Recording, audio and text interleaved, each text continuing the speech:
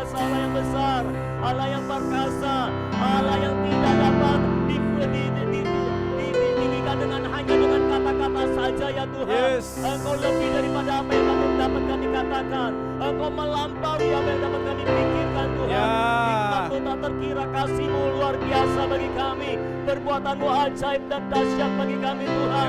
Kami tidak akan pernah meninggalkan Engkau Tuhan, karena Engkau adalah Allah yang luar biasa bagi kami. Kami bangga punya Allah yang seperti Engkau.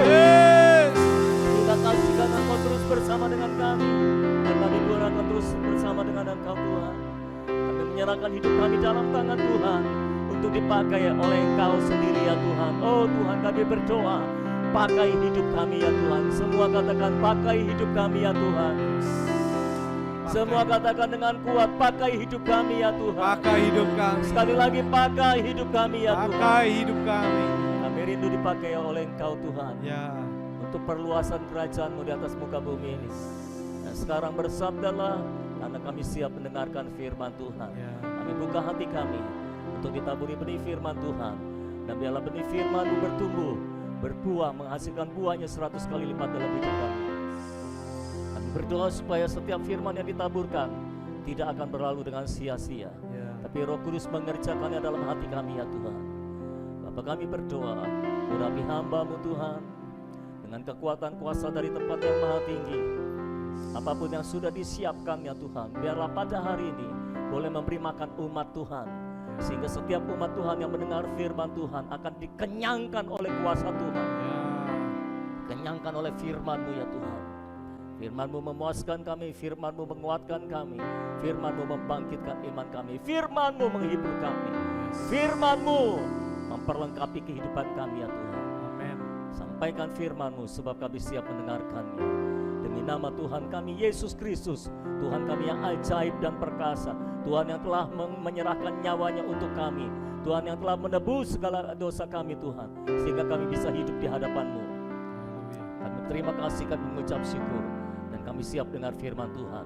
Dan semua kita yang siap dengar firman, sama-sama kita katakan amin. Berikan pujian sekali lagi bagi Tuhan Allah kita. Haleluya, haleluya, haleluya. Dia Allah yang luar biasa bagi kita semua, amin. Haleluya, silakan duduk. Haleluya. Hari ini judul firman Tuhan yang saya mau sampaikan, saya beri judul Kronos dan Kairos ada dalam kuasa Allah. Judulnya, maafkan saya harus pakai bahasa Yunani sedikit, tapi ini bahasa yang sudah saudara kenal selama ini. Kronos dan Kairos ada dalam kuasa Allah. Kronos dan Kairos artinya sama-sama waktu. Jadi yang diterjemahkan waktu dalam Alkitab bahasa Indonesia itu ada dua kata dalam bahasa Yunani yang diterjemahkan dengan waktu. Yang pertama Kronos dan yang kedua Kairos.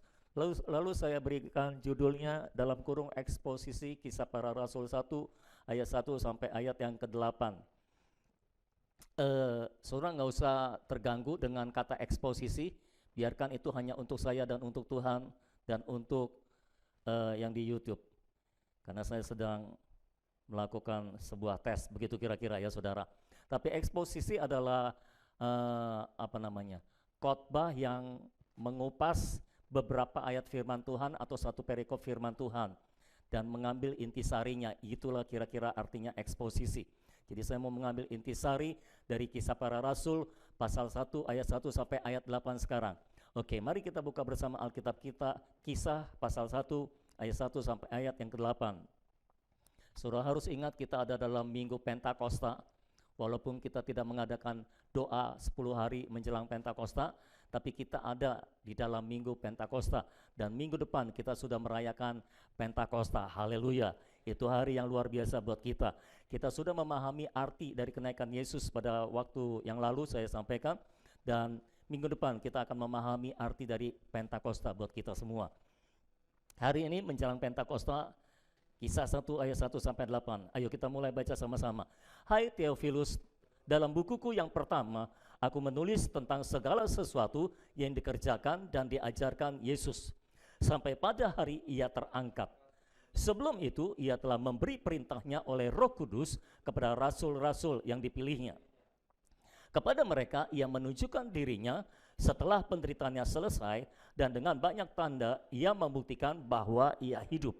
Sebab selama 40 hari ia berulang-ulang menampakkan diri dan berbicara kepada mereka tentang kerajaan Allah. Perhatikan baik-baik, Yesus sebelum dia naik ke surga berulang-ulang bicara tentang kerajaan Allah atau kerajaan sorga. Pada suatu hari ketika ia makan bersama-sama dengan mereka, ia melarang mereka meninggalkan Yerusalem dan menyuruh mereka tinggal di situ menantikan janji Bapa yang demikian katanya, telah kamu dengar daripadaku, sebab Yohanes membaptis kamu dengan air, tetapi tidak lama lagi kamu akan dibaptis dengan Roh Kudus. Nah, itu pesan daripada Yesus. Nah, perhatikan sekarang murid-muridnya bertanya, ayat 6, maka bertanyalah mereka yang berkumpul di situ, Tuhan, maukah engkau pada masa ini memulihkan kerajaan bagi Israel? Stop sebentar, Yesus sedang bicara tentang kerajaan Allah dan Yesus suruh mereka menantikan Roh Kudus untuk perlengkapan bagi mereka memberitakan tentang kerajaan Allah, melanjutkan tugasnya Yesus di atas muka bumi ini, betul? Saudara-saudara, lalu murid-muridnya bertanya, Tuhan, maukah engkau pada masa ini memulihkan kerajaan bagi Israel? Sebetulnya terjemahan yang lebih tepat adalah, Tuhan, apakah ini waktunya engkau memulihkan kerajaan Israel? Saudara-saudara, nah ini sebetulnya pertanyaan yang enggak nyambung. Karena Yesus sedang bicara berulang-ulang tentang kerajaan Allah, tapi mereka sedang berpikir tentang kerajaan Israel. Kerajaan yang fisik, kerajaan jasmani. Nah, ini namanya salah tafsir. Yesus ngomong apa, ditafsirkan apa. Nanti kita akan bahas pada bagian pertama tentang salah tafsir kerajaan Allah, saudara-saudara. Ayat yang ke-7, jawab Yesus, engkau tidak perlu mengetahui masa dan waktu yang ditetapkan Bapa sendiri menurut kuasanya. Nah, kata masa dan waktu di situ, saya melihat dalam terjemahan aslinya, kata masa dan waktu di situ pakai kata kronos dan kairos. Jadi engkau tidak perlu mengetahui kronos dan kairos yang ditetapkan Bapa sendiri menurut kuasanya. Dengan kata lain, Yesus mau mengatakan kronos dan kairos ada dalam kuasa Bapa, dan kalau itu tidak dinyatakan kepadamu, engkau tidak perlu mengurus itu. Engkau tidak perlu mengetahui itu. Kita akan bahas pada pembahasan yang kedua tentang kronos dan kairos ada dalam kuasa Allah. Ayat 8, tetapi kamu akan menerima kuasa kalau Roh Kudus turun ke atas kamu, dan kamu akan menjadi saksiku di Yerusalem dan di seluruh Yudea dan Samaria dan sampai ke ujung bumi. Ayo kita bahas pertama tentang salah tafsir kerajaan Allah. Saudara-saudara, kalau saudara perhatikan, selama Yesus hidup, selama Yesus melayani dalam kurun waktu kira-kira 3,5 tahun, Yesus banyak bicara tentang kerajaan Allah, betul? Yesus banyak memberikan perumpamaan tentang kerajaan Allah. Dia jelaskan dari berbagai sisi tentang kerajaan Allah. Dia berikan perumpamaan tentang kerajaan Allah dengan tujuan supaya murid-muridnya bisa memahami apa yang Yesus maksud dengan kerajaan Allah. Tentang perihal kerajaan Allah, itu bukan hal pertama yang Yesus bicarakan kepada murid-murid. Dan setelah Yesus mati dan bangkit, dia menyatakan dirinya kepada murid-murid, dan selama kira-kira berapa? 50 hari ya. Dari kebangkitan, bukan 50 hari dong. Kira-kira 40 harian. Dari kebangkitannya kepada kenaikannya, 40 hari ya. Betul ya? Karena dari kenaikan kepada Pentakosta kan 10 hari. Dari kebangkitan sampai Pentakosta kan 50 hari. Hitung-hitungannya kayak gitu. Di sekolah nggak dapat sih memang. Nah, dari kebangkitan sampai kenaikan Yesus kira-kira 40 hari, Yesus menampakkan diri berulang-ulang kepada murid-murid, dan selama itu dia berulang-ulang lagi mengajarkan tentang kerajaan Allah, bicara tentang kerajaan Allah. Jadi dari awal pelayanan Yesus sampai pada akhirnya, Yesus ulang-ulang bicara tentang kerajaan Allah. Dan aneh bin ajaib, saudara-saudara, sebelum Yesus mati, murid-murid salah tangkap tentang kerajaan Allah. Mereka selalu pikirnya kerajaan Israel. Itu sebabnya ketika Yesus bicara tentang dia harus mati dan bangkit, supaya kerajaan Allah ditegakkan, mereka memperbincangkan, mereka meributkan tentang siapa yang terbesar di antara mereka dalam kerajaan Allah. Kira-kira siapa yang akan jadi menterinya nih? Siapa kira-kira yang akan duduk di sebelah kanan Yesus? Siapa yang kira-kira akan duduk di sebelah kiri Yesus? Kalau rajanya kan sudah pasti Yesus. Mereka berpikir seperti itu. Jadi Yesus bicara tentang hal-hal yang rohani ya, mereka bicara tentang hal-hal yang fisik. Mereka memikirkan tentang hal-hal yang fisik. Lalu Yesus mati. Yesus bangkit. Dalam ketidakpercayaan mereka, akhirnya mereka terpaksa percaya juga karena Yesus menampakkan diri kepada mereka, jadi mereka percaya. Saya pikir setelah Yesus mati dan bangkit, mereka setidak-tidaknya engah lah saudara ya. Engah itu sadar maksudnya. Sadar tentang kerajaan Allah. Kira-kira terbuka dong matanya atau pikirannya tentang apa yang Yesus ajarkan tentang kerajaan Allah. Apalagi setelah kebangkitannya, Yesus sampaikan berulang-ulang lagi tentang kerajaan Allah. Tapi aneh bin ajaib, masih belum nangkep tuh saudara.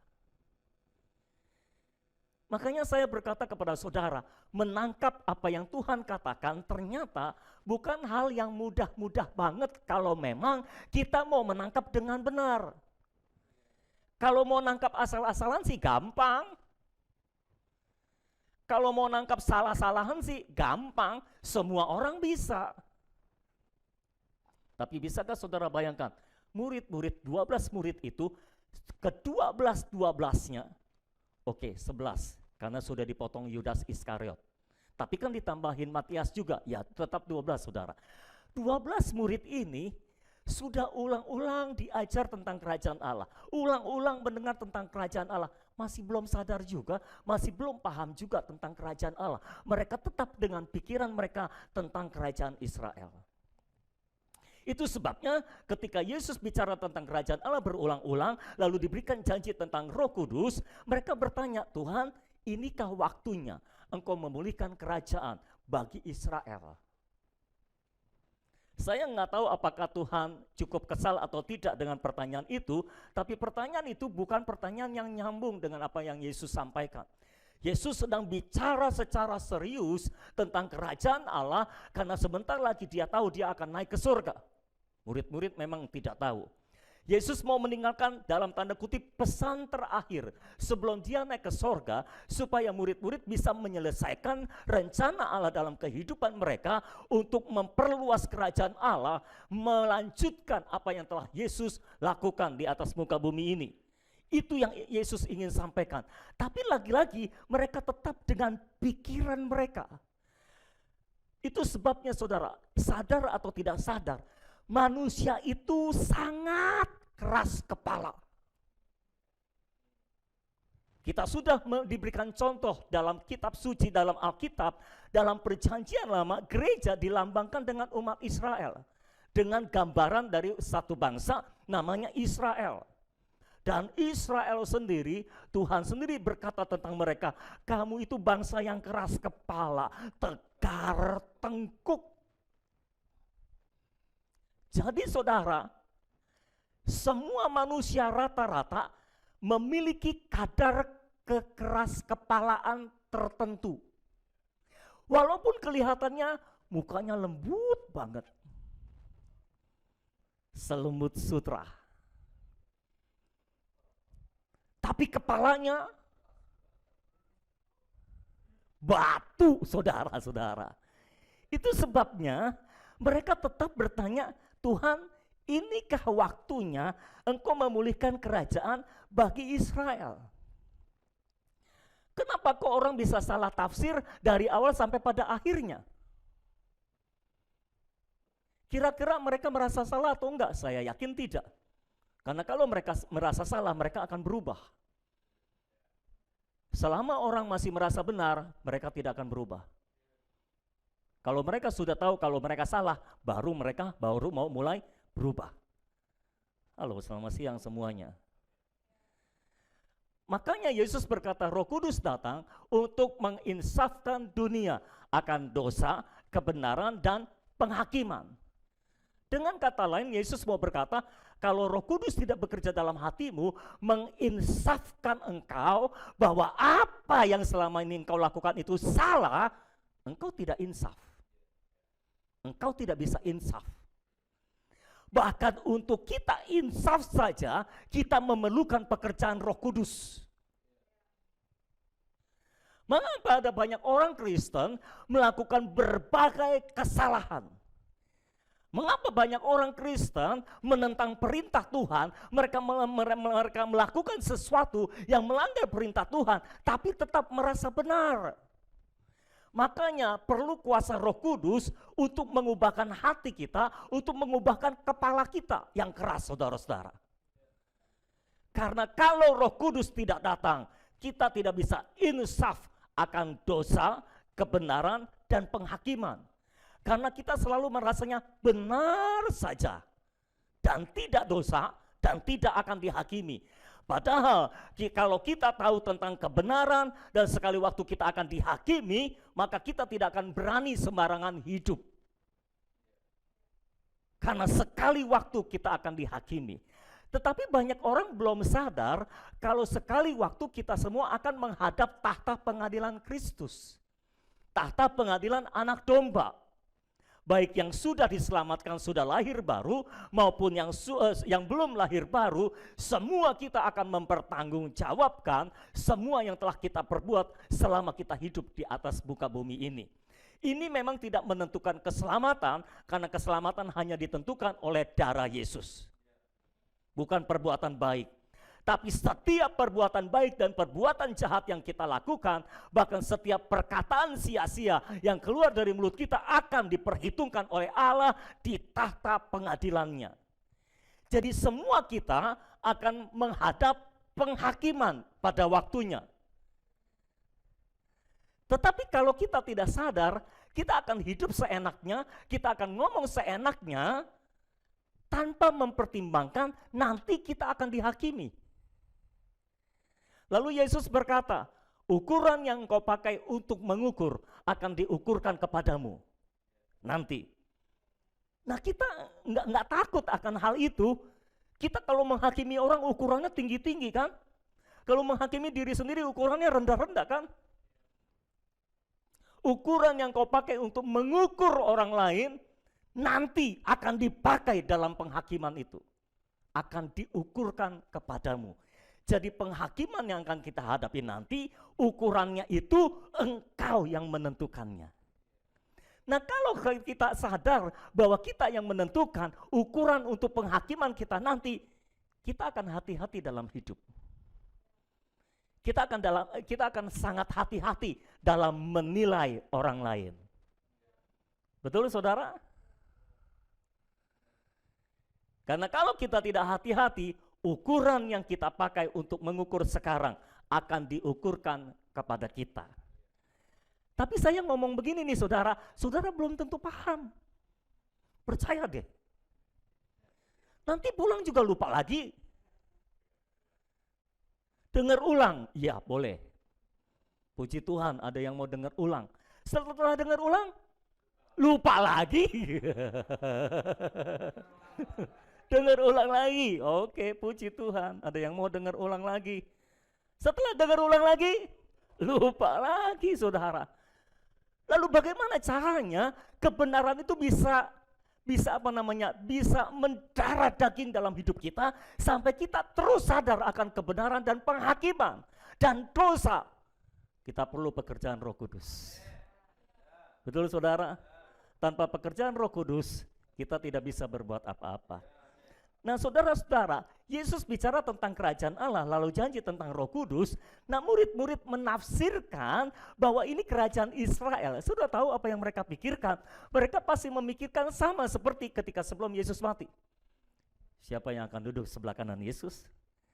Siapa yang akan duduk di sebelah kiri Yesus? Jangan-jangan mereka sudah mengundi siapa yang akan duduk sebelah kanan Yesus, siapa yang akan duduk di sebelah kiri Yesus. Saudara tahu mengapa kita suka salah tafsir? Mengapa kita sering salah tafsir mengenai apa yang Tuhan katakan? Karena kita selalu menafsirkan apa yang Tuhan katakan dari sudut pandang kita sendiri, dari latar belakang kita sendiri, dari ego kita sendiri. Itu sebabnya Selama masih banyak ego dalam diri kita, kita tidak bisa kita tidak bisa memahami apa yang Tuhan katakan kepada kita secara tepat. Sekali lagi, perlu pekerjaan Roh Kudus, saudara-saudara. Mereka salah tafsir karena mereka ego. Mereka memikirkan diri sendiri. Mereka memikirkan, nanti aku jadi menteri nih. Bayangkan saudara, Yesus kan mau suruh mereka kerja ya, maksudnya. Beritakan Injil kerajaan maksudnya kan, diperlengkapi dengan Roh Kudus. Ini Yesus baru mau suruh mereka kerja. Mereka sudah mikir jabatan, belum kerja. Luar biasa kan? Itulah luar biasanya kita orang Kristen. Kita suka sangat egois sama Tuhan. Kita nggak mikirin pekerjaan Tuhan, kita mikirinnya jabatan kita. Kita mikirinnya kebesaran hidup kita. Kita mikirinnya kenikmatan yang akan kita nikmati kalau kita duduk di sebelah kanan Yesus, kalau kita duduk di sebelah kiri Yesus, kalau kita jadi menteri dalam kerajaan Allah. Haleluya. Saudara mau jadi menteri apa dalam kerajaan Allah? Kebersihan? Ada yang mau jadi gubernur Jakarta? Kita memikirkan nanti jabatan kita apa? Kekayaan kita gimana? Wah, kita udah mikirin kita punya mobil, kita punya rumah karena jadi menteri dalam kerajaan Allah dan sebagainya. Itulah yang kira-kira mereka pikirkan. Itu sebabnya mereka menjadi salah tafsir tentang apa yang Yesus katakan. Nah, saya mau ulangi sekali lagi dan menggarisbawahi dan memberikan ketebalan dalam huruf-hurufnya, di bold dan di underline. Selama ego kita masih kuat, kita akan terus salah tafsir apapun yang Yesus katakan. Percayalah. Itu sebabnya kita perlu menanggulangi ego yang masih ada dalam diri kita. Dan kita mulai melihat kepada Tuhan dan kepada sesama kita, saudara-saudara. Sebetulnya mereka itu punya argumentasi yang cukup kuat tentang salah tafsir mereka. Mengapa?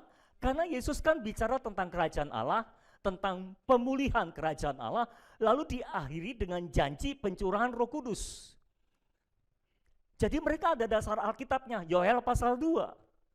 Mereka teringat dengan Yoel pasal 2. Kalau saudara baca Yoel pasal 2, nanti di rumah bacalah ya, jangan di sini karena saya butuh waktu untuk menjelaskannya. Dalam Yoel pasal 2 itu adalah janji pemulihan kerajaan Israel. Dan mereka rindu Israel dipulihkan seperti pada zaman kerajaan Daud atau Salomo. Jaya-jayanya Israel pada waktu itu. Mereka rindu zaman itu kembali lagi dalam hidup mereka. Mereka mau melihat kerajaan Israel dipulihkan. Karena selama kurun waktu yang sangat panjang, kerajaan Israel dijajah dari tangan ke tangan bangsa lain. Dari Mesir, Asyur, Medi, Parsi, Babel, Yunani, dan pada zaman Yesus kerajaan Romawi yang menjajah mereka. Jadi kerajaan Israel nggak pernah tegak berdiri lagi sejak zaman pembuangan tersebut. Kembalinya orang Israel ke negeri Yerusalem, tidak juga menegakkan kerajaan Israel. Dan itu sebabnya mereka rindu kerajaan Israel dipulihkan. Dan ketika Yesus kembali ngomong tentang kerajaan Allah, lalu kali ini diakhiri dengan pencurahan roh, janji tentang pencurahan roh, mereka langsung ingat Yoel pasal 2, nubuatan tentang pemulihan kerajaan Israel. Dan itu sebabnya mereka tanya, Tuhan, inikah waktunya engkau memulihkan kerajaan bagi Israel? Nah, saudara-saudara, kalau kita memperhatikan apa yang Yoel pasal 2 katakan, sebetulnya mereka memang sudah salah tafsir sejak Yoel pasal 2. Dari mana saya tahu pikiran mereka adalah Yoel pasal 2? Karena setelah Roh Kudus dicurahkan dan orang-orang banyak mengatakan mereka mabuk, lalu Petrus berkhotbah. Petrus mengutip Yoel pasal 2. Betul saudara-saudara? Karena itulah yang dia ingat, Yoel pasal 2. Ini adalah penggenapan nubuat dari Yoel pasal 2. Nah, kalau saudara perhatikan, mereka tidak memperhatikan dalam Yoel pasal 2 dikatakan pada hari-hari terakhir Tuhan berkata, aku akan mencurahkan rohku kepada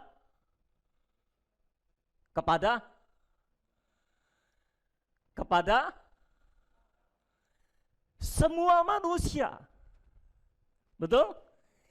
Jadi aku akan mencurahkan rohku kepada semua manusia, bukan cuma kepada kerajaan Israel. Memang Tuhan sedang bicara tentang pulihnya kerajaan Israel, tapi mereka lupa kerajaan Israel hanyalah miniatur. Nah itu, Israel adalah miniatur dari dunia, karena sejak zaman Adam dan Hawa diciptakan, ketertarikan Tuhan adalah kepada dunia atau semua manusia. Jadi itu sebabnya di dalam Yoel pasal 2, sebetulnya Israel diperluas kepada semua manusia. Nubuatannya, Israel akan dipulihkan dan Tuhan akan curahkan rohnya kepada semua manusia. Jadi Yesus atau Tuhan sebetulnya sedang bicara tentang kerajaan Allah yang akan mengekspansi kepada semua manusia, kepada seluruh dunia dengan tanda pencurahan roh. Tapi mereka menghubungkannya dengan kerajaan Israel. Mengapa? Karena mereka tidak melihat konteks keseluruhan dari apa yang Tuhan katakan. Karena kita ini pikirannya sempit-sempit dikit-dikit, jadi kita nggak mengerti dari awal sampai akhirnya Tuhan berkata-kata. Karena kalau Tuhan berkata, dia berkata secara progresif, dari awal sampai akhir semuanya berhubungan. Demikianlah Alkitab kita dari Kejadian sampai Wahyu, semuanya berhubungan dan tidak ada satupun yang bertentangan. Kalau saudara pikir ada yang bertentangan, saudara pasti salah tafsir, gitu kira-kiranya saudara. Jadi mereka salah menafsirkan nubuatan Yoel itu saudara. Karena sejak awal ketertarikan Tuhan kepada seluruh bumi dan semua manusia, bukan hanya kepada Israel. Nah itulah yang seringkali kita lakukan juga. Kita sering salah tafsir. Waktu kita baca Alkitab sama aja, kita juga sering salah tafsir. Sebetulnya Alkitab, saya nggak ingat kalau ada ayat, kalau ada perintah yang mengatakan kita harus membaca Alkitab setiap hari. Saya nggak ingat kalau ada ayat itu. Ada saudara yang bisa mengingatkan saya ayatnya? Alkitab tidak suruh kita membaca Alkitab setiap hari sebetulnya. Alkitab suruh kita merenungkan firman setiap hari. Jadi bukan sekedar membaca, tapi merenungkan. Kata membaca dan merenungkan adalah dua kata yang berbeda artinya, saudara-saudara. Bagi yang belum tahu, saya beritahu. Merenungkan punya arti kita harus meneliti lebih dalam, menyelidiki lebih dalam, sampai kita menggalinya, sampai kita paham apa yang dimaksudkan oleh Alkitab. Kan kira-kira begitu. Itu namanya merenungkan. Lalu kalau kita sudah paham apa yang disampaikan oleh Alkitab, inti pesannya, baru kita aplikasikan dalam kehidupan kita sehari-hari. Itu arti kata merenungkan. Nah yang kita lakukan selama ini, bukan kita lah saudara. Oke kita. Bareng-bareng aja lah. Ringan sama dijinjing, berat sama dipikul kira-kira. Yang selama ini kita lakukan, kita cuma baca Alkitab. Kayak baca koran. Makanya kita tidak bertumbuh. Saya sudah baca Alkitab dari Kejadian sampai Wahyu 25 kali.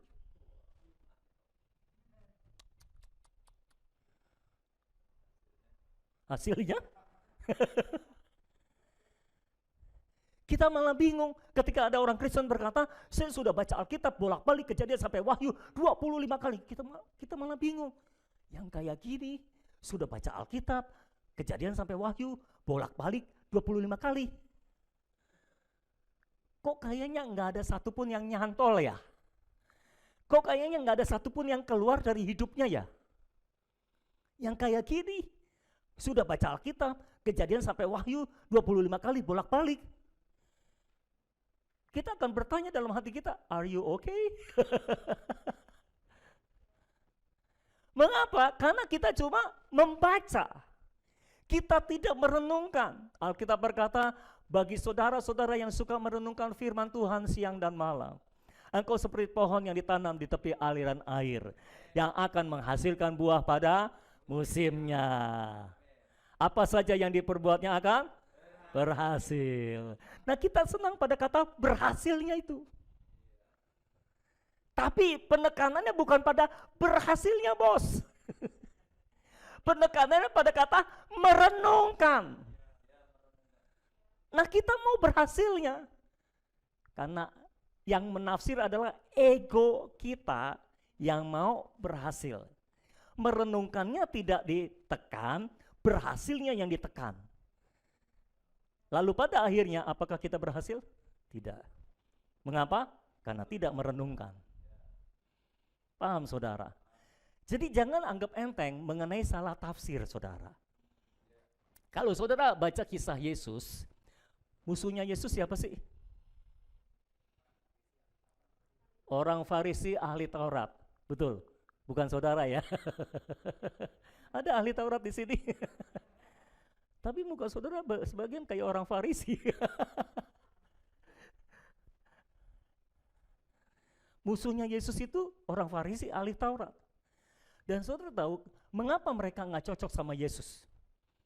Karena orang Farisi dan ahli Taurat banyak salah tafsir Alkitab. Banyak salah tafsir kitab suci. Termasuk orang Saduki juga. Makanya Yesus pernah ngomong sama mereka, kamu sesat karena kamu nggak mengerti kitab suci.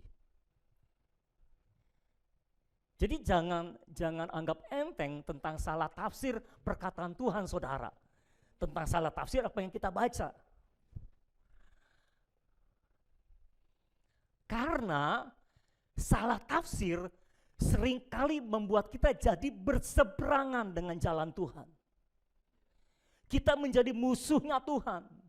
Tanpa sadar kita menjadi Farisi-Farisi kecil, ahli Taurat kecil yang bertentangan dengan apa yang Tuhan pikirkan.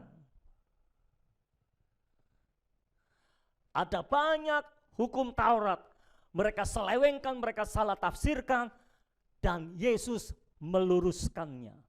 Contoh tentang Sabat misalnya. Yesus menyembuhkan orang pada hari Sabat. Mereka marah-marah. Nggak boleh kerja pada hari Sabat. Menyembuhkan itu termasuk kata kerja, menyembuhkan. Do you understand? Nggak boleh menyembuhkan orang pada hari Sabat. Murid-murid lapar, lalu memetik gandum pas hari Sabat. Mereka protes lagi. Nggak boleh memetik gandum pada hari Sabat, nggak boleh kerja pada hari Sabat. Lalu Yesus bilang, kamu baca Alkitab nggak sih? Kamu pernah baca nggak? Daud waktu hari Sabat dia makan juga. Dia memetik sesuatu atau dia makan, ambil roti dari bait Allah dan sebagainya. Itu pada hari Sabat. Lalu Yesus bilang, hari Sabat itu dibuat untuk manusia, bukan manusia dibuat untuk hari Sabat. Jadi hari Sabat itu dibuat untuk memberkati manusia. Kalau engkau menekan hari Sabat sampai manusia tidak bisa diberkati pada hari Sabat, engkau salah. Mereka salah tafsir tentang hari Sabat. Dan itu sebabnya Yesus meluruskannya. Yesus berkata, aku tidak datang untuk membatalkan hukum Taurat, aku datang untuk menggenapinya. Jadi kalau saudara baca Alkitab, ada banyak salah tafsir yang dilakukan oleh orang Farisi dan ahli Taurat. Makanya Tuhan menegur mereka keras-keras. Kalau saudara baca Yohanes Pembaptis dan Yesus menegur mereka keras banget. Wah, kalau saudara baca khotbahnya Yohanes Pembaptis atau khotbahnya Yesus terhadap orang Farisi dan orang Saduki ahli Taurat, kerasnya minta ampun. Yohanes waktu melihat mereka berkata, hai kamu keturunan ular beludak. Keras banget. Mengapa?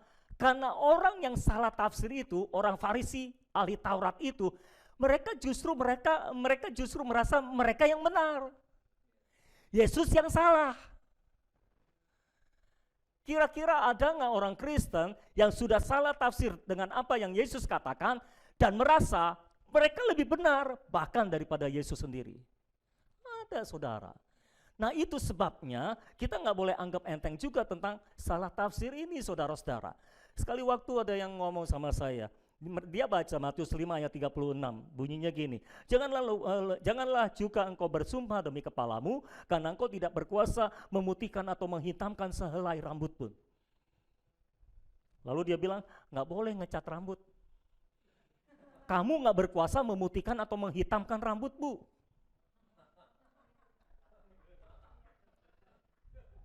Loh, serius? Ayatnya ngomong kayak gitu. Kamu nggak berkuasa memutihkan atau menghitamkan sehelai rambut pun. Ngecat rambut nggak boleh. Masalahnya rambut saya dicat saudara-saudara. Cat hitam. Nah gimana dong? Nah itu sebabnya kalau saudara baca Alkitab, jangan terjebak pada kata per kata. Tapi lihat konteksnya dan lihat inti pesan yang mau disampaikan itu apa. Bukan terjebak pada kata per kata. Ini latar belakangnya, konteksnya adalah jangan bersumpah palsu. Mau sumpah palsu demi langit, demi bumi, jangan. Karena langit bukan punyamu, bumi bukan punyamu. Orang rumah aja ngontrak merasa memiliki bumi lagi. Rumah itu juga bukan punyamu, jangan bersumpah demi rumah itu, bukan punyamu gitu kira-kira saudara. Dan jangan bersumpah demi kepalamu, karena kamu tidak berkuasa memutihkan atau menghitamkan rambutmu. Ini Rudolf rambutnya agak putih-putih, kamu yang putihin? Enggak, karena dia tidak berkuasa memutihkan rambutnya. Maksudnya gitu, ini konteksnya zaman dulu di mana belum ada semi rambut saudara. Cat rambut. Nah kalau saudara tafsirkan berdasarkan konteks sekarang yang sudah ada cat rambut ya susah. Tapi bukan itu yang mau disampaikan. Yang mau disampaikan adalah jangan bersumpah palsu. Kalau ya bilang ya, kalau tidak bilang tidak. Apa yang lebih daripada itu berasal dari si jahat. Kayak gitu maksudnya saudara-saudara. Ada lagi orang Kristen agak aneh saudara. Sekali waktu saya mengajar di sebuah gereja, berkhotbah di sebuah gereja tentang karunia untuk menafsirkan bahasa roh. Karunia untuk menafsirkan bahasa roh. Setelah selesai ibadah, seorang bapak datang kepada saya. Pak Sony katanya, sebetulnya menafsirkan bahasa roh itu gampang dia bilang. Kalau ada orang bahasa rohnya kayak gini, kayak makasih, kayak makasih, kayak makasih, itu artinya dia berterima kasih katanya. Jadi dia sedang berterima kasih sama Tuhan, itu artinya. Lalu saya berusaha sabar dan menjelaskan, Pak, bukan begitu maksudnya. Karunia menafsirkan bahasa roh itu kita bukan bermaksud, kita enggak maksudnya itu bukan orang bahasa roh lalu kita artikan kata per kata. Kayak makasih, berterima kasih. Kalau sandal lama apa? Ya bukan begitu Pak artinya. Bukan kita tafsirkan kata per kata lalu sesuaikan dengan bunyinya. Kalau kita tafsirkan kata per kata lalu sesuai dengan bunyinya, nanti ada orang datang kepada saudara bilang I love you, saudara pikir dia ngomong apa lu? Ya susah, bukan gitu Pak. Maksudnya adalah ketika kita berbahasa roh, nanti Tuhan kasih karunia penafsirannya. Artinya saudara berbahasa roh sekian lama, nanti Tuhan kasih inti pesannya. Dari sekian banyak kata yang saudara ucapkan, inti pesannya apa? Tuhan yang berikan, bukan kita nafsir sendiri, bukan kita nebak-nebak sendiri. Menafsirkan Alkitab sama, mirip-mirip kayak gitu. Bukan kata per kata kita tafsirkan menurut katanya, tapi inti pesannya yang mau disampaikan itu seperti apa. Begitu kira-kira. Nah itu sebabnya sejak hari ini, ayo kita bukan sekedar membaca Alkitab, tapi merenungkan firman Tuhan. Ada amin. Suruh harus ingat, amin nggak bisa pulang kampung mah. Tahun ini nggak boleh mudik. Jadi iman amin harus tetap ada dalam gereja.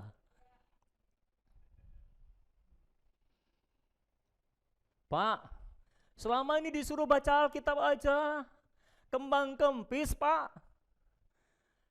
Antara ada dan tiada, antara berbunyi dan tidak berbunyi. Sekarang malah tambah berat Pak, merenungkan firman siang dan malam. Ya kita memang harus terus meningkat saudara. Tapi Pak, saya belum jalanin itu. Kalau nungguin saudara jalanin lama, ayo kita meningkat aja deh. Tinggalkan kebiasaan membaca Alkitab, ayo mulai kebiasaan merenungkan firman Tuhan. Karena ayatnya berbunyi, jika kita merenungkan firman siang dan malam, kita seperti pohon yang ditanam di tepi aliran air, yang akan menghasilkan buah pada musimnya. Apa saja yang diperbuatnya? Haleluya. Haleluya, puji Tuhan. Kalau saudara tidak merenungkan, artinya apa saja yang diperbuat? Tidak berhasil. Jadi inti pesannya pada merenungkan, bukan pada berhasil. Kalau engkau melakukan merenungkan, ini cuma dampak dari apa yang kau lakukan. Jadi jangan kejar berhasilnya, kejar merenungkannya. Amin. Amin saudara yang di rumah. Tuh kan kalau nggak dibuka videonya saya nggak lihat tangan saudara. Buka dulu topengmu. Oke, sekarang kita bahas yang kedua tentang Kronos dan Kairos ada dalam kuasa Allah. Ayat 7 dan ayat 8 Yesus berkata begini, jawabnya, engkau tidak perlu mengetahui masa dan waktu yang ditetapkan Bapa sendiri menurut kuasanya. Tetapi kamu akan menerima kuasa kalau Roh Kudus turun ke atas kamu, dan kamu akan menjadi saksiku di Yerusalem dan di seluruh Yudea dan Samaria dan sampai ke ujung bumi. Kata masa dan waktu di situ adalah Kronos dan Kairos. Apa itu Kronos? Saudara boleh catat. Kronos adalah perjalanan waktu dari hari ke hari, dari bulan ke bulan dan seterusnya. Jadi waktu-waktu yang kita jalani setiap hari ini namanya Kronos. Waktu yang umum, perjalanan waktu atau waktu perjalanan. Kita hitung waktu kita dari hari ke hari, dari bulan ke bulan, dari tahun ke tahun. Berapa lama pun kita hidup, itu Kronos namanya. Perjalanan waktu yang kita sudah jalani itu namanya Kronos. Perjalanan waktu yang akan kita jalani itu juga namanya Kronos. Lalu Kairos itu apa? Kairos adalah waktu khusus di mana ada peristiwa khusus yang baik. Dan Kairos ini seringkali menjadi titik sejarah atau titik lompatan atau titik balik. Itulah Kairos. Kairos adalah waktu di mana ada sesuatu yang khusus terjadi pada waktu itu yang bisa menjadi titik balik, titik lompatan, atau titik perubahan sejarah kehidupan kita. Kira-kira begitu. Itulah Kairos. Ketika Alkitab berkata, Tuhan membuat segala sesuatu indah pada waktunya. Nah, yang indah pada waktunya itu kira-kira Kairos, saudara-saudara. Paham ya, saudara? Paham nggak? Paham dong, susah nih jelasinnya. Paham dong. Paham ya saudara?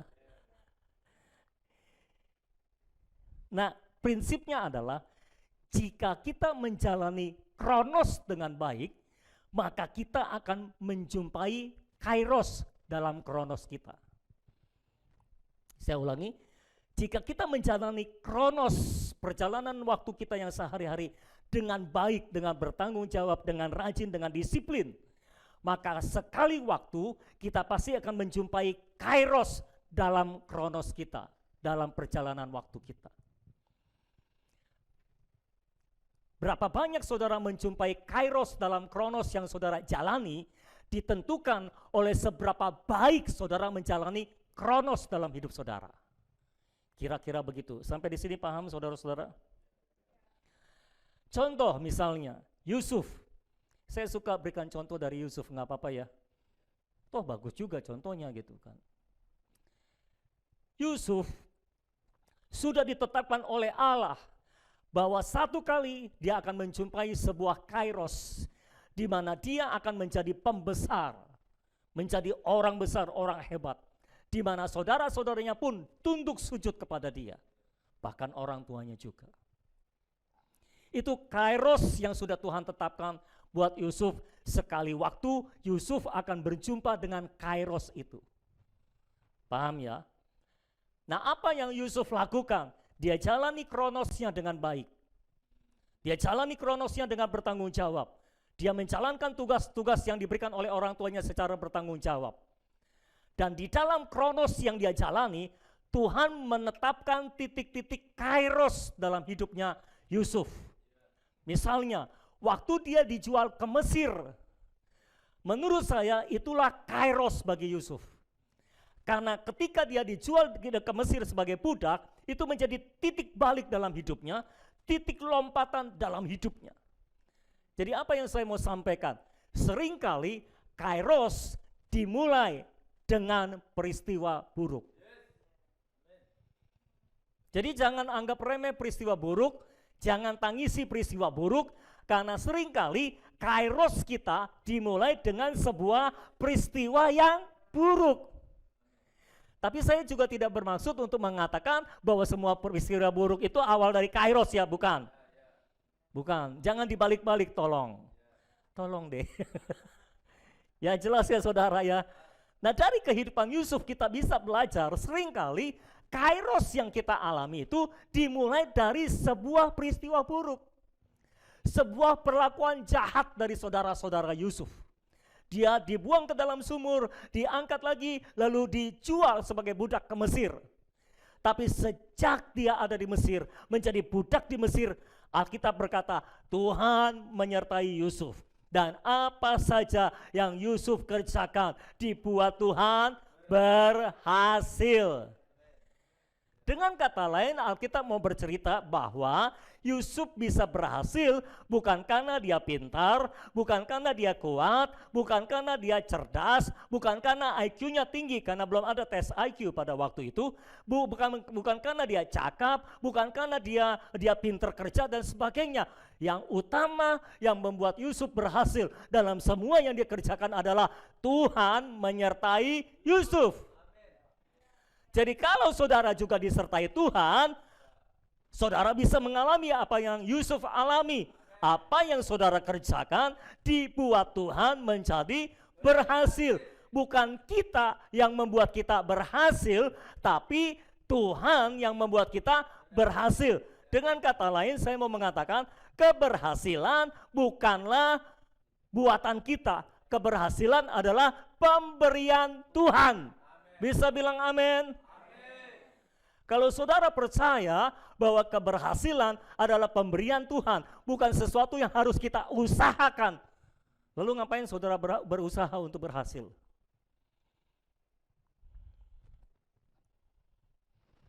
Jangan berusaha untuk berhasil. Berusahalah untuk mengerti apa kehendak Tuhan bagi saudara dalam menjalani kronos. Selamat siang. Saudara paham? Belum bingung kan? Masih tegak kan duduknya?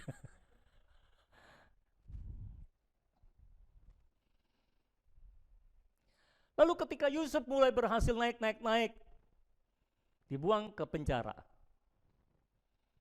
Buat saya, ketika Yusuf difitnah oleh istri Potifar, sampai dia dijebloskan ke dalam penjara, itu adalah permulaan kairos yang baru buat Yusuf. Permulaan kairos yang baru buat Yusuf untuk apa?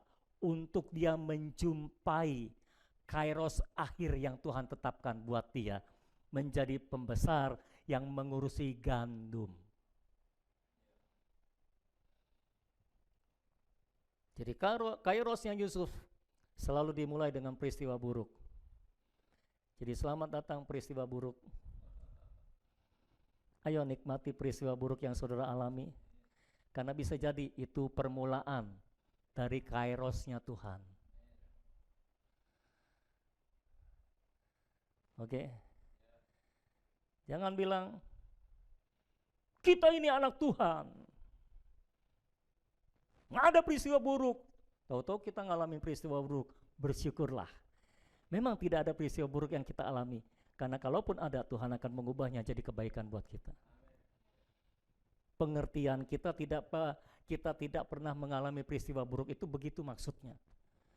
Kalaupun ada peristiwa buruk yang kita alami, Tuhan akan mengubahnya menjadi kebaikan.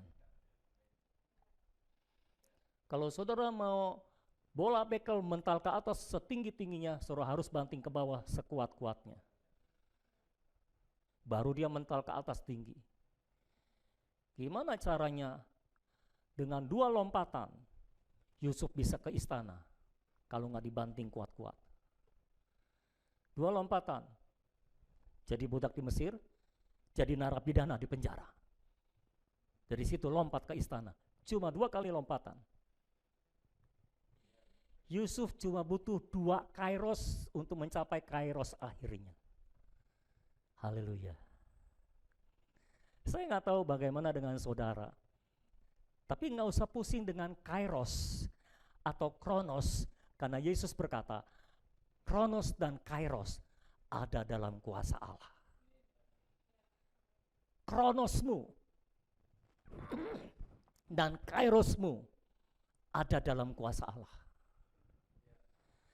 Engkau tidak usah pusing ngurusin, Tuhan, apakah ini kairosnya? Tuhan, aku baru ditabrak nih. Apakah ini kairosnya? Nggak usah pusing apakah ini kairosnya atau bukan. Tugasmu adalah perhatikan apa yang Tuhan katakan. Perhatikan apa yang Tuhan mau sampaikan. Kenapa Tuhan ngomong kayak gitu? Kronos dan kairos itu ada dalam kuasa Allah. Bukan urusanmu. Artinya jika tidak diberitahu, itu bukan urusanmu. Urusanmu adalah sebanyak yang Bapak sudah nyatakan kepadamu. Kalau Bapak belum nyatakan, nggak usah diurus. Itu bukan urusanmu. Itu ada dalam tangan kuasa Allah. Nah, sorry kalau saya harus berkata, ini orang Kristen lucu memang saudara. Saudara merasa nggak saudara lucu? Enggak ya? Lucu kamu itu. Kita seringkali terbalik-balik. Kita itu sangat suka ngurusin yang Tuhan belum nyatakan, tapi kita nggak mau urusin apa yang Tuhan sudah nyatakan. Lucu nggak? Lucu ya? Udah mulai lucu ya? Udah mulai berasa lucunya. Itulah yang Yesus maksudkan. Aku ini sedang bicara tentang kerajaan Allah dan tentang Roh Kudus. Maksudnya kalau Roh Kudus turun itu kamu akan jadi saksi. Di Yerusalem, Yudea, Samaria sampai ke ujung bumi. Aku lagi nggak ngomong tentang Israel. Aku lagi nggak ngomong tentang kairosnya Israel, kapan dipulihkan oleh Tuhan. Tahun 1948 kalau nggak salah, Israel baru dipulihkan oleh Tuhan. Menjadi sebuah kerajaan atau sebuah bangsa kembali. Dan sekarang kita kenal sebagai bangsa Israel yang terus bergumul di Timur Tengah sana. Kairosnya mungkin adalah dalam tangan Tuhan, tapi itu bukan urusan kita kalau Tuhan tidak beritahu. Yang Tuhan beritahu itulah urusan kita. Maksudnya itu begitu saudara. Jadi jangan sibuk mengurus dan mempertanyakan apa yang tidak dinyatakan oleh Allah. Fokuslah pada apa yang dinyatakan oleh Allah kepadamu. Ulangan pasal 29 ayat 29, coba kita lihat sebentar. Ini harusnya menjadi pegangan saudara dalam kehidupan. Ulangan pasal 29 ayat 29. Ulangan pasal 29 ayat 29. Sudah saudara? Belum? Bisa lebih cepat? Ayo. Hal-hal yang tersembunyi ialah bagi Tuhan Allah kita. Tetapi hal-hal yang dinyatakan ialah bagi kita dan bagi anak-anak kita sampai selama-lamanya, supaya kita melakukan segala perkataan hukum Taurat ini. Jadi Tuhan sudah menetapkan sejak awal hal-hal yang tersembunyi atau hal-hal yang tidak diberitahu oleh Tuhan, itu bagi Tuhan, bukan bagi kita. Tapi hal-hal yang dinyatakan oleh Allah itu baru bagi kita. Itu baru yang harus kita urusin. Dan itu boleh diturunkan kepada anak-anak kita sampai selama-lamanya. Supaya kita melakukannya. Nah kita saudara-saudara seringkali terbalik. Kalau saya bisa berikan istilah, ini dosa orang Kristen. Tidak melakukan apa yang ada di depan mata, yang telah dinyatakan Tuhan dalam Alkitab, malah mencari-cari yang tidak ada untuk dilakukan.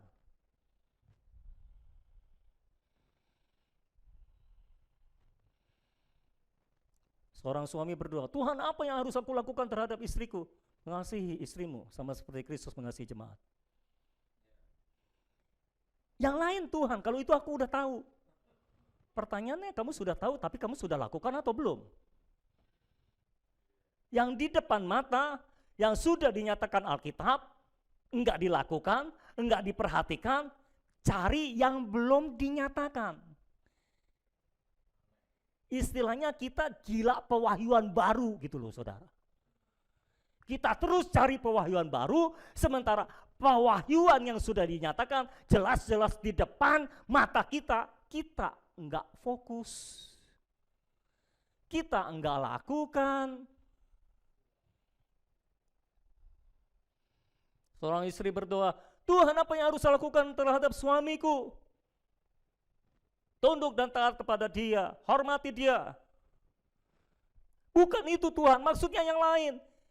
Lah yang itu aja belum dilakukan.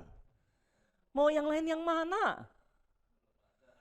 Yang di depan mata, yang sudah dinyatakan, kita nggak lakukan, kita cari pewahyuan lain yang belum dinyatakan. Padahal yang sudah dinyatakan itu bagi kita, yang belum dinyatakan itu bagi Allah. Jadi kita ini maunya ambil yang bagiannya Allah gitu loh. Lucu kan? Udah mulai berasa lucunya belum saudara? Udah ya? Kita ini lucu. Mau ambil yang bagian Allah, yang bagian kita nggak diurus. Kan konyol jadinya saudara.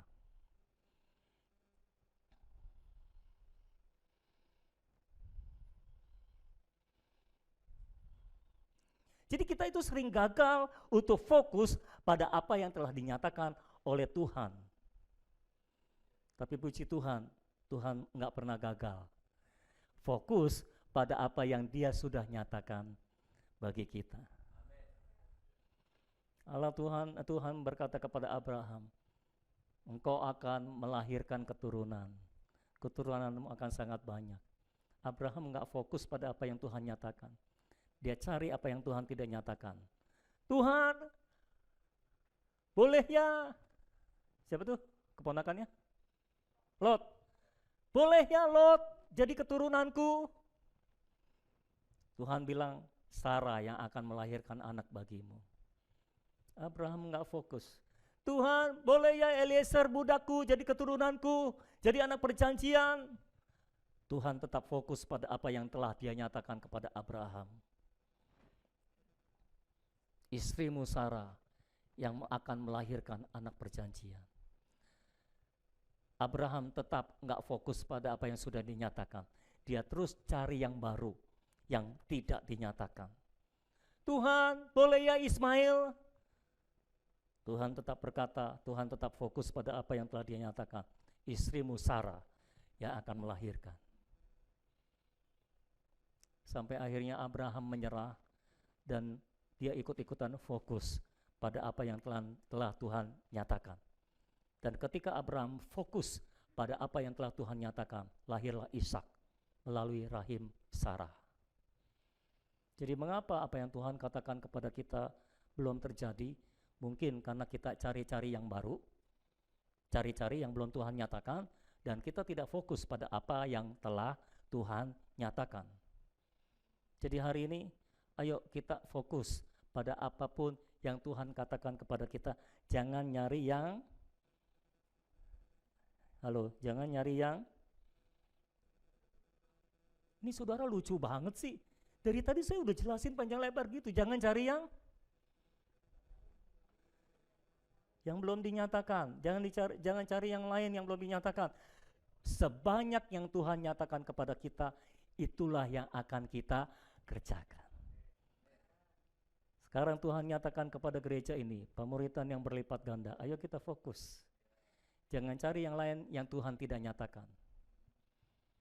Oke, saya mau fokus pada apa yang Tuhan nyatakan dan tidak mau fokus pada apa yang Tuhan tidak nyatakan. Ingat, Kronos dan Kairos itu ada dalam kuasa Allah. Kita nggak tahu ketika kita terus tekun melaksanakan pemuritan yang berlipat ganda, kita tidak akan tahu kapan kairosnya, kapan titik baliknya, kapan titik lompatannya. Tapi yang kita percaya adalah kairos ada dalam kuasa Allah. Bukan kita yang menentukan kairosnya, tapi Allah yang menentukan kairosnya. Lalu apa tugas kita? Melakukan apa? Menjalani Kronos dengan bertanggung jawab. Kalau kita jalani Kronos secara bertanggung jawab, kita fokus pada apa yang Tuhan nyatakan kepada kita, maka saya percaya hanya masalah waktu, Kairos akan tiba. Waktu istimewa itu akan tiba bagi kita. Nah sekarang mari kita perhatikan apa yang Tuhan nyatakan kepada murid-murid pada waktu itu. Kisah 1 ayat 8, tetapi kamu akan menerima kuasa kalau Roh Kudus turun ke atas kamu, dan kamu akan menjadi saksiku, perhatikan, di Yerusalem, tolong garis bawah itu, dan di seluruh Yudea, garis bawah itu, dan Samaria, garis bawah itu, dan sampai ke ujung bumi. Nah kalau saya mau bikin dalam diagram atau nggak tahu lah apa namanya. Dan yang lebih simpel, tolong ditampilkan. Roh Kudus turun, kira-kira pesannya gitu, tolong ditampilkan selanjutnya. Roh Kudus turun, lalu mereka menerima kuasa, betul? Lalu mereka menjadi saksi, betul? Menjadi saksi di mana? Di Yerusalem, lalu di seluruh Yudea, lalu di Samaria, lalu sampai ke ujung bumi. Itulah yang Tuhan nyatakan kepada mereka. Nah, ketika saya mempersiapkan firman ini, saya baru tahu bahwa Tuhan itu betul-betul fokus sangat detail pada apa yang Dia nyatakan, pada apa yang Dia sampaikan. Sementara murid-murid tidak fokus secara detail dan tidak fokus kepada apa yang Tuhan nyatakan. Karena mereka mengalami, saudara-saudara, mereka mengalami Roh Kudus turun. Apakah sudah sesuai dengan apa yang Tuhan nyatakan? Sudah. Ini kita belajar nih supaya kita tahu apa yang Tuhan nyatakan itu benar dan benar-benar terjadi gitu saudara. Roh Kudus turun sesuai dengan apa yang Tuhan nyatakan? Oke. Mereka menerima kuasa sesuai dengan apa yang Tuhan nyatakan? Mereka menjadi saksi sesuai dengan apa yang Tuhan nyatakan? Di Yerusalem sesuai apa yang Tuhan nyatakan? Di seluruh Yudea? Ini enggak. Selama bertahun-tahun lamanya mereka ubek, blak. Sudah tahu maksudnya arti ubek-ubek kan? Berkutat ubek, muter-muter di Yerusalem terus dan nggak pernah mau keluar dari Yerusalem. Mereka tidak fokus apa yang Tuhan nyatakan. Tapi Tuhan fokus pada apa yang Tuhan sudah nyatakan dengan detail-detailnya. Kisah pasal 8 ayat 1b. Kisah pasal 8 ayat 1b. Saudara masih bersama saya? Oke, sedikit lagi ya. Maksudnya sedikit lagi itu kalau nggak ada perpanjangan waktu maksudnya. Kisah 8 ayat 1b, sudah di situ semua? Baca. Pada waktu itu mulailah penganiayaan yang hebat terhadap jemaat di Yerusalem.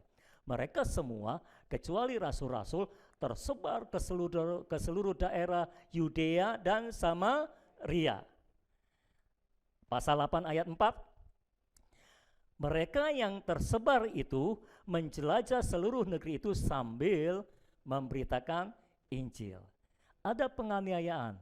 Lalu mereka gara-gara penganiayaan keluar dari Yerusalem, dipaksa keluar dari Yerusalem, dan lucunya mereka tersebar ke seluruh Yudea dan Samaria. Pesan Tuhan apa tadi? Yerusalem, seluruh Yudea, Samaria. Akhirnya baru ujung bumi kan? Nah, ujung buminya belum. Tapi Yudea, Samaria. Kok mereka bisa-bisanya Karena penganiayaan, semua jemaat nyebarnya ke dua tempat ini, Yudea, Samaria. Luar biasa kan? Mengapa? Karena apapun yang telah Tuhan nyatakan harus terjadi. Sekalipun mereka tidak fokus untuk menyelesaikan apa yang Tuhan katakan, tapi Tuhan tetap fokus pada apa yang telah Dia katakan. Mereka tidak keluar dari Yerusalem, dalam tanda kutip, dalam tanda kutip, Tuhan paksa mereka keluar dari Yerusalem. Keluar. Lucunya, keluarnya dibatasi oleh Tuhan. Nah, inilah pekerjaan Tuhan yang namanya pembatasan. Keluarnya dibatasi oleh Tuhan, ada yang ke Yudea, ada yang ke Samaria. Lalu waktu mereka tersebar ke Yudea dan Samaria, mereka berkeliling sambil memberitakan Injil. Kisah 1 ayat 8 digenapi. Mereka menjadi saksi di Yerusalem, Yudea, dan Samaria. Ujung buminya mana? Ujung buminya ada dalam Kisah Para Rasul pasal 10. Tuhan memaksa Petrus untuk menyeberang kepada orang Romawi, perwira Roma, bukan orang Yahudi. Ingat, penyebaran Injil sudah diperluas oleh Tuhan, bukan hanya kepada Israel, tapi kepada seluruh dunia. Ujung buminya dimulai dari Kisah pasal 10. Tuhan harus memaksa Petrus untuk menginjil kepada non-Yahudi. Ini adalah sulit buat Petrus karena hambatan budaya Israel. Bagi orang Yahudi, orang yang non-Yahudi itu dianggap kafir dan mereka tidak boleh bergaul dengan orang kafir. Jadi mereka mengalami hambatan budaya di situ. Tuhan mematahkan hambatan budaya itu dengan memberikan penglihatan yang sangat hidup kepada Petrus sampai 3 kali. Dan akhirnya karena diperintah oleh Tuhan lewat penglihatan, Petrus pergi juga ke rumah Cornelius, orang Roma, prajurit Roma. Di sisi yang lain, Tuhan datang kepada Cornelius juga, suruh Cornelius, karena ini orang yang mencari Tuhan sebetulnya, walaupun belum lahir baru pada waktu itu, tapi dia rindu kebenaran. Tuhan datangi dia dalam mimpi, lalu suruh Cornelius jemput seorang bernama Petrus di rumah Simon si penyamak kulit. Cornelius suruh orang untuk jemput Petrus di rumah Simon, dan di sisi yang lain Petrus mendapatkan penglihatan dari Tuhan tentang barang yang haram, makanan haram. Tuhan suruh makan, Petrus nggak mau makan, tapi Tuhan suruh makan. Lalu Tuhan berkata, apa yang kau nyatakan halal tidak boleh kau nyatakan haram. Gitu. Akhirnya Petrus makan. Akhirnya Tuhan ngomong sama dia, maksudnya adalah nanti ada yang jemput kamu pergi ke rumah Cornelius, beritakan Injil. Berbarengan dengan selesainya penglihatan, datanglah orang itu jemput Petrus, jadi Petrus sudah siap, Petrus dibawa ke rumah Cornelius. Di rumah Cornelius, Petrus khotbah. Dia cerita ke sana kemari khotbah, lalu Roh Kudus dicurahkan. Mulai dari situ. Tapi permasalahannya adalah setelah itu Petrus stop, berhenti, tidak melanjutkan sampai ke ujung bumi. Sudah menyeberang ke orang Roma, tapi tidak melanjutkan sampai ke ujung bumi. Lalu apa yang Tuhan lakukan? Untuk menggenapi firman-Nya, Tuhan bangkitkan Saulus untuk menganiaya jemaat Tuhan. Lalu Tuhan bangkitkan Saulus, diubahnya menjadi Paulus, dibangkitkan untuk menginjil sampai ke ujung bumi. Keluar Israel. Karena Cornelius itu memang orang Roma, tapi masih ada di Yerusalem. Kira-kira begitu. Di Kaisarea. Bukan Yerusalem. Tapi Tuhan suruhnya sampai ke ujung bumi, artinya ke seluruh dunia. Bukan cuma sampai orang Roma.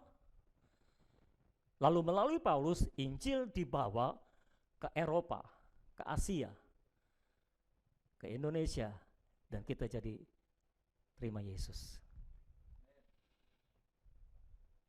Apapun yang Tuhan telah nyatakan, itulah yang pasti terjadi. Bukan rencana kita, bukan maunya kita, tapi maunya Tuhan. Kita nggak pernah tahu apa yang akan terjadi dan kapan itu terjadi. Karena Kronos dan Kairos ada dalam kuasa Allah.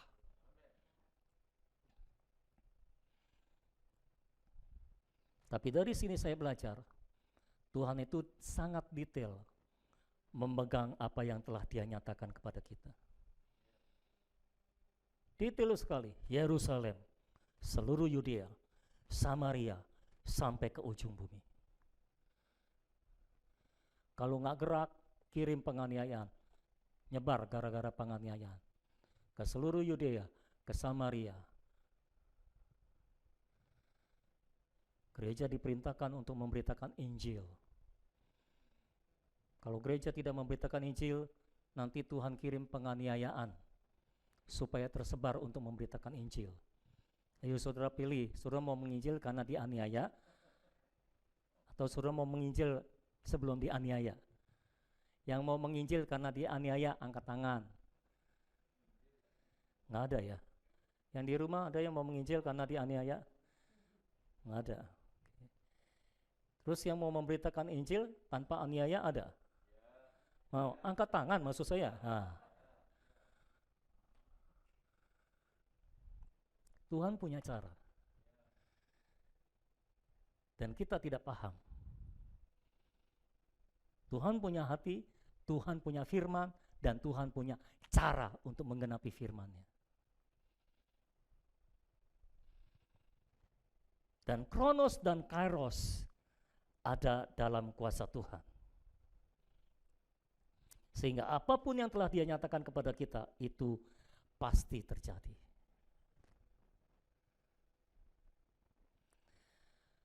Saya tidak tahu kapan waktunya gereja ini akan menjadi besar dengan banyak jemaat dan banyak jemaat yang perkasa seperti yang Tuhan janjikan kepada saya. Saya tidak tahu. Tapi Kronos dan Kairos tidak ada dalam tangan saya. Kronos dan Kairos ada dalam tangan Tuhan. Ada dalam kuasa Tuhan. Sepanjang saya menjalani Kronos dengan baik, dengan bertanggung jawab, akan tiba waktunya saya akan berjumpa dengan Kairos. Tahun-tahun belakangan ini kita mengalami berbagai hal yang buruk, saudara-saudara. Haleluya, puji Tuhan, terima kasih, amin. Betul? Tahun-tahun belakangan ini kita mengalami banyak hal buruk. Pandemi terjadi. Sebagian orang pergi dan sebagainya, dan sebagainya, dan sebagainya. Saya pribadi banyak mengalami hal-hal buruk tahun-tahun belakangan ini. Saya nggak tahu dengan saudara. Tapi siapa tahu, semua hal buruk yang kita alami belakangan ini, itu justru merupakan permulaan Kairos dari gereja ini. Karena pada dasarnya, Kairos yang Tuhan sudah tetapkan untuk gereja ini akan terjadi. Cuma saya tidak tahu kapan, tapi pasti akan terjadi. Akan tiba Kairosnya, kita melihat semua yang telah dinyatakan oleh Allah terjadi secara sempurna dalam hidup kita masing-masing. Zaman telah berubah, masa telah berlalu. Saudara harus bisa membaca Kronos dan Kairosnya Tuhan. Kalau waktu telah berubah, jangan tetap pakai cara yang lama. Itulah yang ditegur juga oleh Yesus kepada orang-orang Farisi dan ahli Taurat. Perubahan cuaca kamu tahu. Kalau langit merah kamu tahu. Kalau langit mendung kamu tahu sebentar lagi hujan. Tapi tanda-tanda zaman kamu tidak tahu. Nah, kita harus bisa membaca tanda-tanda Kairos. Paham saudara? Kita tidak tahu kapan Kairos terjadi. Tapi ketika Kairos akan terjadi, ada tanda-tandanya. Seperti tanda-tanda zaman. Jadi saya hanya melempar kepada saudara, mungkinkah? Mungkinkah? Mungkinkah? Semua yang kita alami hari-hari belakangan ini pandemi membuat kita tidak bisa berkumpul bersama-sama, walaupun kita sudah sangat saling merindukan. Haleluya. Saya belum bisa melihat seluruh jemaat kumpul di sini. Saya cuma bisa lihat lewat Zoom. Itu pun cuma nama mereka, bukan muka mereka, saudara. Ya puji Tuhanlah. Saya nggak tahu di balik nama itu apakah mereka benar-benar sedang mendengarkan saya atau sedang tertidur di atas meja. Saya harap semua di balik nama itu sedang mendengarkan saya dengan teliti. Bukan cuma untuk mendengarkan, tapi untuk merenungkan. Waktu-waktu belakangan ini mungkin saya tidak akan banyak bicara lagi tentang berkat, tentang mujizat. Maafkan saya kalau saya mengecewakan saudara. Tapi saya akan banyak bicara tentang firman Tuhan, kehendak Tuhan, tugas Tuhan untuk kita selesaikan. Tapi apakah itu berarti di sini tidak akan terjadi mujizat? Salah. Terbalik. Justru saya sangat yakin di sini akan terjadi lebih banyak mujizat. Carilah dahulu kerajaan Allah dan kebenarannya, maka sekaliannya yang dicari oleh orang-orang dunia akan ditambahkan kepadamu. Mujizat bukan ada di tangan saya. Harap mengerti. Saya bukan pembuat mujizat. Mujizat ada di tangan Tuhan. Dan Tuhanlah satu-satunya pembuat mujizat. Kronos dan Kairos juga tidak ada di tangan saya. Bukan saya yang menentukan kapan waktunya gereja ini akan terjadi ledakan yang dahsyat seperti yang Tuhan janjikan, seperti yang kita harapkan. Kita nggak tahu kapan waktunya. Kita nggak tahu kapan Kairos itu tiba. Tapi kita percaya akan tiba waktunya. Kairos Tuhan tiba bagi kita semuanya. Karena apapun yang terjadi, pada akhirnya Kairos akan terjadi. Apapun yang telah Tuhan tetapkan di sorga sana, apapun yang telah Tuhan nyatakan kepada kita di bumi ini, saya percaya semua yang Tuhan telah nyatakan kepada kita pasti terjadi. Saya katakan sekali lagi, pasti terjadi. Dan tidak mungkin tidak terjadi. Kalau engkau mampu membaca kairosnya Tuhan, tanda-tanda kairosnya Tuhan. Kalau engkau mampu membaca tanda-tanda zaman dan engkau mengikutinya, engkau akan melihat kairos tiba. Engkau akan menjumpai kairos. Engkau akan berjumpa dengan kairos. Berbahagialah engkau yang terus mengikuti. Tapi kalau saya harus berkata, kalau engkau terus tidak mengikutinya, engkau tidak akan berjumpa dengan kairos itu. Dengar baik-baik. Sekali waktu engkau akan melihat gereja ini akan dicari orang. Saya serius. Gereja ini akan dicari orang untuk dicontoh. Karena Tuhan telah lama berkata kepada saya, gereja ini akan jadi pilot project. Semua yang terjadi di sini hanyalah proyek percobaan Tuhan. Untuk sekali waktu Tuhan akan menciptakan modelnya. Dan dari tempat ini, model gereja yang Tuhan tetapkan itu akan bisa terjiplak kemana-mana. Tuhan telah menetapkan kairos itu yang pada akhirnya. Dan saya tidak tahu kapan, karena kairos bukan ada di tangan saya. Saya hanya menjalankan tugas saya sebagai hamba Tuhan. Saya hanya menjalankan tugas saya dengan secara bertanggung jawab, secara rajin, secara maksimal. Saya merasa saya sudah mengerjakan semua tugas saya secara maksimal, semaksimal yang saya bisa. Saya pelajari semua yang perlu saya pelajari, walaupun bukan bidang saya. Saya memperlengkapi diri saya dengan apapun yang perlu saya diperlengkapi untuk mempertanggungjawabkan semua tugas yang Tuhan telah embankan di pundak saya. Saya berusaha terus berlari, mengejar apa yang Tuhan telah tetapkan dalam hidup kita semuanya, dalam gereja ini. Saya berusaha mengejarnya. Saya berusaha mencapainya. Dan saya hanya menjalani kronos secara bertanggung jawab. Karena saya percaya dengan demikian, sekali waktu, kairos akan tiba. Sekali waktu kita akan berjumpa dengan Kairos.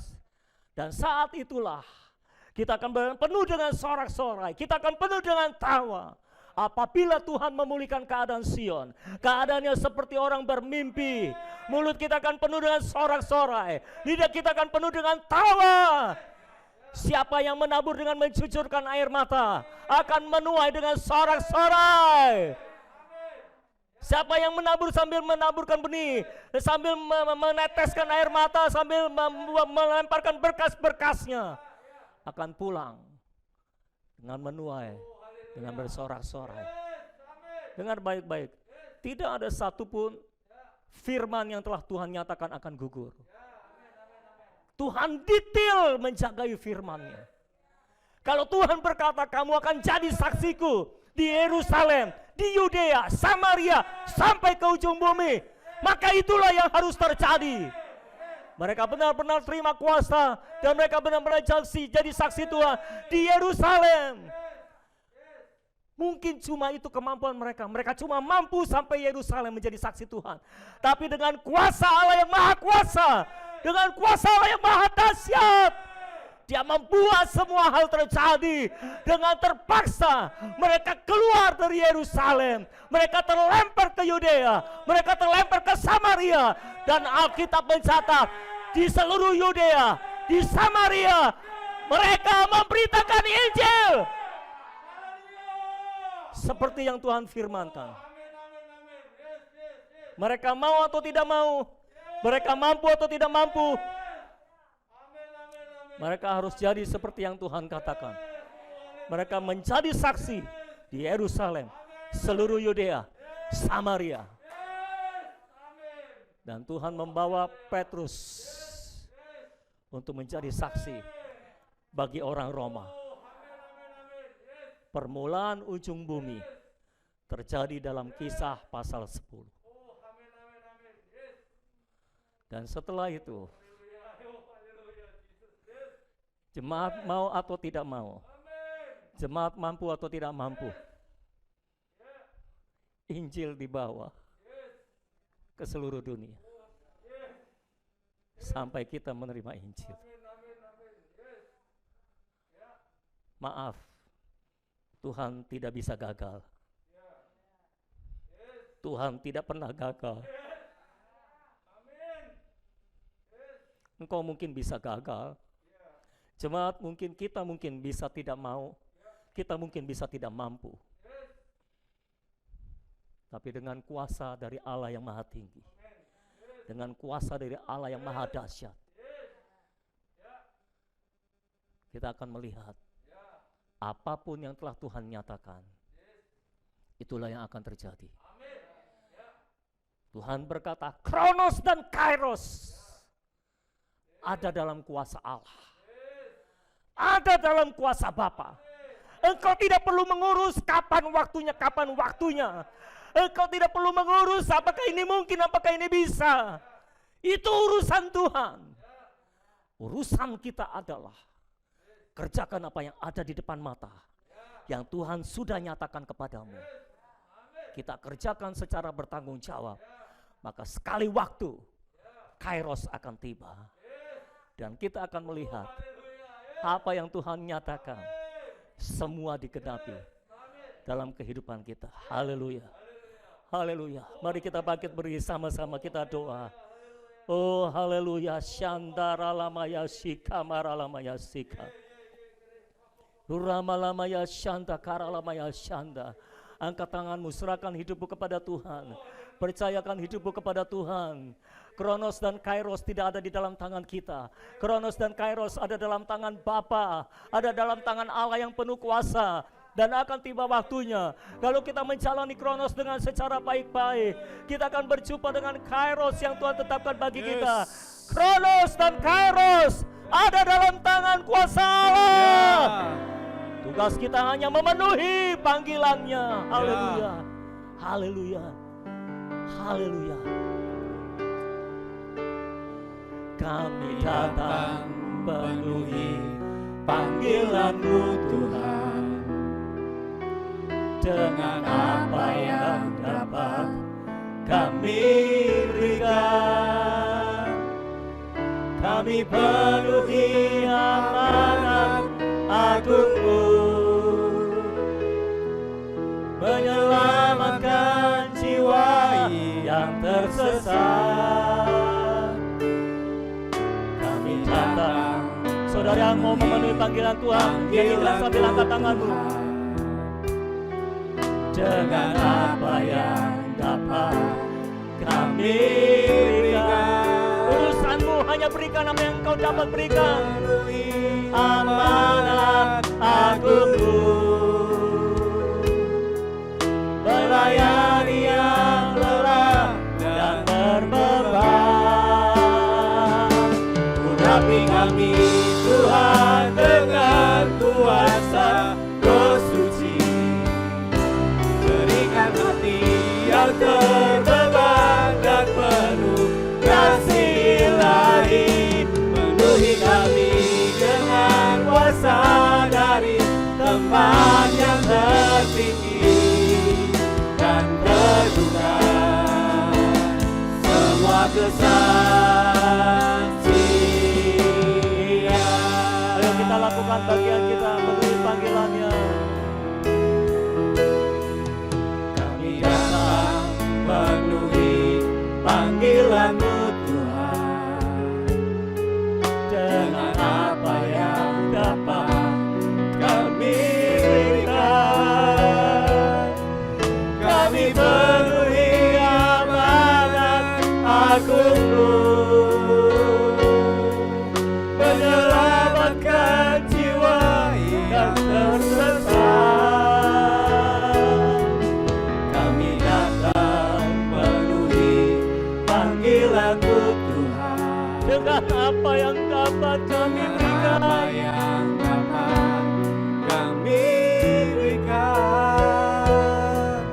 Kami penuhi amanat agungmu,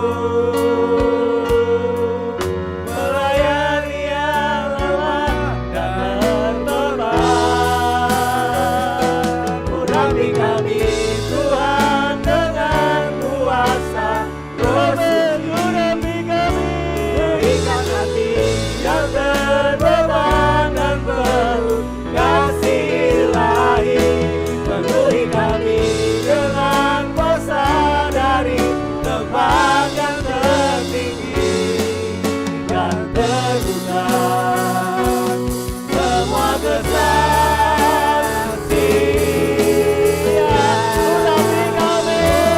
Urapi kami Tuhan dengan kuasa Roh Suci, urapi kami, berikan kami yang terbeban dan penuh kasih ilahi. Penuhi kami dengan kuasa dari tempat yang tertinggi, dan teguhkan semua kesaksian. Semua katakan urapi kami Tuhan dengan kuasa Roh Suci, berikan hati yang terbeban dan penuh kasih ilahi. Penuhi kami dengan kuasa dari tempat yang tertinggi, dan teguhkan semua kesaksian. Kita sama Tuhan, urapi kami Tuhan dengan kuasa Roh Suci, berikan hati yang terbeban dan penuh kasih ilahi. Penuhi kami dengan kuasa dari tempat yang tertinggi, dan teguhkan semua kesaksian.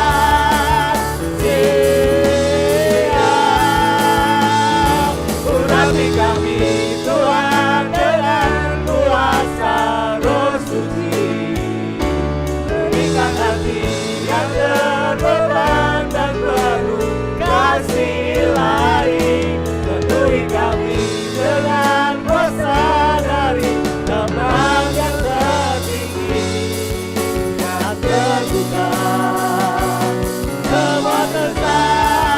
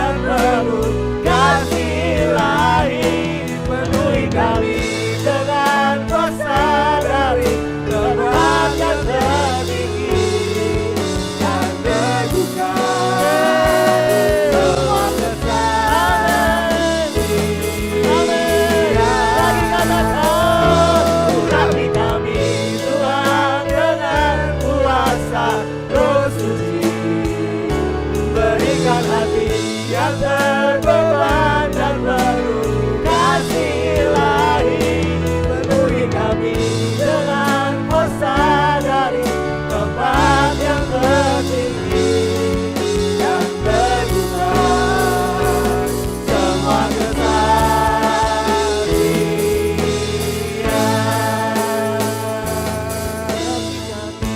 Tuhan dengan kuasa Roh Suci, berikan hati yang terbeban dan penuh kasih ilahi, penuhi kami dengan kuasa dari tempat yang tertinggi, dan teguhkan semua kesaksian.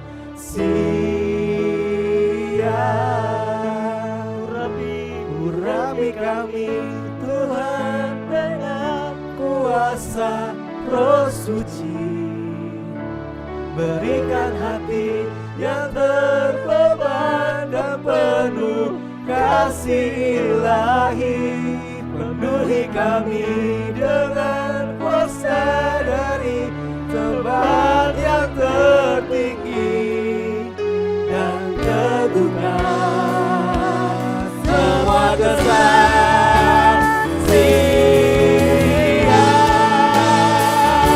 Urapi kami Tuhan dengan kuasa Roh Suci, berikan hati yang terbeban dan penuh kasih ilahi, penuhi kami dengan kuasa dari tempat yang tertinggi, dan teguhkan semua kesaksian.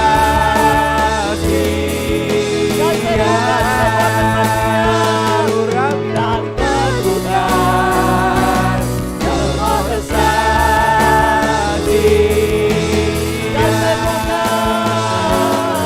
dan teguhkan, dan teguhkan, dan teguhkan, dan teguhkan, dan teguhkan, dan teguhkan semua kesaksian.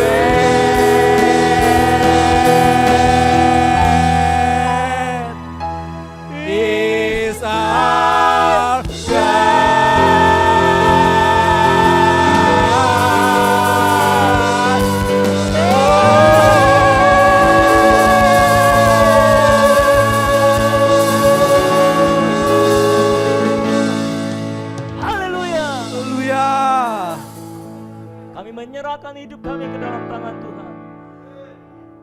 Kami percaya tugas kami hanya menjalani Kronos dengan baik. Ya. Hanya menjalani Kronos secara bertanggung jawab. Yes. Melakukan tugas yang harus kami Tuhan lakukan. Yes. Melakukan urusan yang telah Kau nyatakan bagi kami Tuhan. Ya. Dan selebihnya kami percaya Kairos ada dalam tangan Tuhan. Ya. Kairos ada dalam kuasa Tuhan. Ya. Dan kalau Kairos tiba, tidak ada apapun dan siapapun yang bisa menghalanginya Tuhan. Ya. Kalau Kairosmu tiba, maka Ishak pun akan dilahirkan. Kalau Kairosmu tiba, maka segala sesuatu akan dinyatakan dan digenapi. Yes. Terima kasih Tuhan. Kami percaya kami melakukan urusan kami yang seharusnya kami lakukan. Kami melakukan bagian kami dan Engkau melakukan bagian-Mu Tuhan. We do the best and you do the rest. Terima kasih Tuhan. Kami serahkan hidup kami sekali lagi dalam tangan kuasa dan kasih Tuhan. Kami serahkan Kronos dan Kairos kami juga dalam tangan Tuhan. Kami percaya pada akhirnya segala yang terjadi akan sesuai dengan firman Tuhan. Ya. Akan sesuai dengan apa yang telah Kau nyatakan bagi kami. Yes. Apapun yang terjadi hari ini, kami percaya Engkau sedang menuntun kami pada Kairos berikutnya. Ya. sampai kairos di ujung sana yang telah Kau tetapkan bagi kami Tuhan. Karena Engkau akan bekerja dengan luar biasa dalam hidup kami, dalam kehidupan jemaat Living Christ. Living Christ yang baru akan Kau lahirkan. Living Christ yang baru Engkau munculkan Tuhan. Jemaat yang kokoh, kuat dan perkasa. Jemaat yang tidak akan digoyangkan oleh apapun juga. Jemaat yang mata dan hatinya hanya tertuju kepada Tuhan, dan bukan kepada berkat dan mujizat. Jemaat yang hidup hanya untuk menyelesaikan tugas ilahi. Jemaat yang tidak hanya mengurus urusannya sendiri. Jemaat yang tidak memikirkan dirinya sendiri, tapi memikirkan urusannya Tuhan, memikirkan untuk menyelesaikan tugasnya Tuhan. Terima kasih Bapa dalam surga. Terpujilah namamu Tuhan untuk selama-lamanya. Di dalam nama Tuhan kami Yesus Kristus yang ajaib dan perkasa, kami berdoa dan kami percaya Kronos dan Kairos ada dalam tangan kuasa-Mu. Terima kasih Bapa di dalam surga. Terpujilah nama Tuhan untuk selama-lamanya. Di dalam nama Yesus kami berdoa dan mengucap syukur. Dan semua kita yang percaya yang telah menerima firman dan anugerahnya, mari sama-sama kita katakan amin. Haleluya. Haleluya. Sejak hari ini, ayo kita fokus untuk menyelesaikan urusan yang telah Tuhan nyatakan di depan mata kita. Jangan cari yang Tuhan tidak nyatakan. Oke? Ayo kita cari apa yang telah Tuhan nyatakan. Itu Alkitab di tangan saudara sudah lama itu. Ada banyak harta yang bisa digali di situ. Ada banyak perintah Tuhan yang bisa dilaksanakan di situ. Ayo cari yang di depan mata, jangan cari yang tidak ada. Oke? Nah, cukup sampai di situ.